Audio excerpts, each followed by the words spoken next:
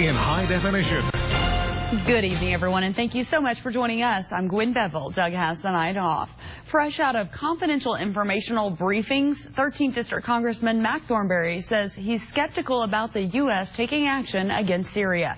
Melissa Foy spoke with the congressman today at a Wichita Falls Rotary Club luncheon. And Melissa, I understand a lot of folks expressed a lot of concern about the U.S.'s role in this conflict. Yeah, they sure did, Gwen. Congressman Thornberry says in speaking with his constituents, the overwhelming majority are against taking any military action in Syria, but he says his mind isn't made up, and he's anxious to hear more from the Obama administration before making a final decision.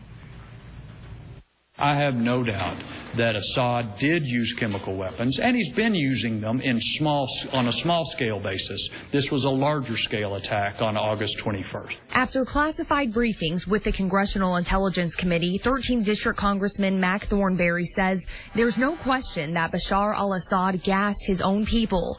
The question, he says, lies elsewhere. What I have a lot of questions about is, okay, what's our responsibility? What is our response? And what would happen next if we were to launch military strikes? He says President Obama's administration has two arguments as to why the U.S. should intervene. One is that the president said it was a red line and we've got to back up his credibility.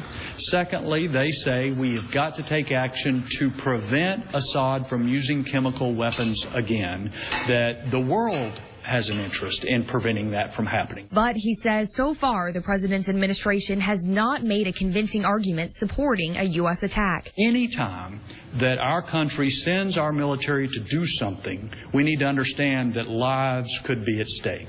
And so that is absolutely one of the considerations that has to weigh on every one of us. At this point, Thornberry says he's skeptical about taking action of any kind, but he's not going to make a decision until he sees the resolution Congress will vote on and hears more from the Obama administration during classified briefings. Those are slated to start Monday when Congress goes back to work. And for our complete interview with Congressman Thornberry, go to our website, TexomasHomepage.com, where we've added this story as a web extra. All right, Melissa.